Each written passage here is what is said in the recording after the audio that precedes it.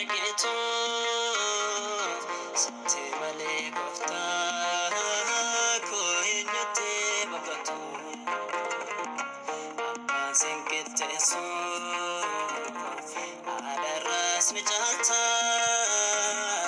yaa Yesuus kan kee kan arge dubbata.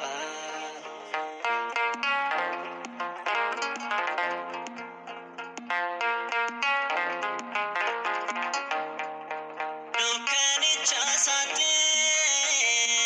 gara kooti dhuftu isa guyyaa sana keessa kun daagatu wajjin darbee halkan geediraadha atanaaf tokkicha kan argamu sila. Madagara nama kan nama fargitu sitti malee ko eenyutti boqotu abbaan sinqixxeessu haadharraas ni caalta yaa Yesuus kan kee kan arge dubbata.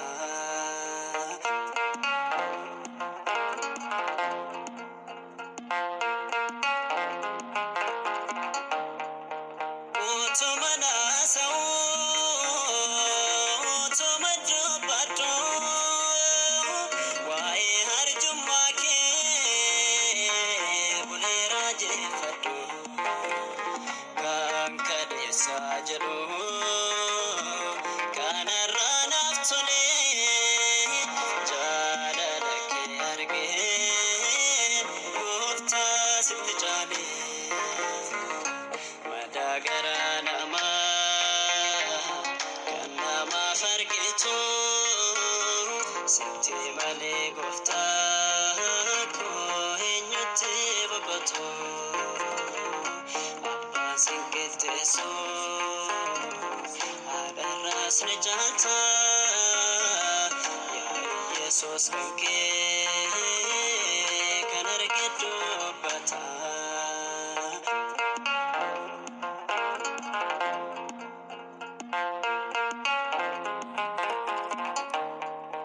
Baanarraa kaastee dugdi koo boqotu muddamnee bareeddu deebinaaf argatu isaan keessatti haadhoo naaf argiteem rakkoo Yesuus dhufee naaf ta'ee falakoo madagara nama kan nama fargitu sitti malee goofta ko eenyutti boqotu abbaan sinqixxeessu haadharraas ni caalta yaa Yesuus kan kee kan arge dubbata.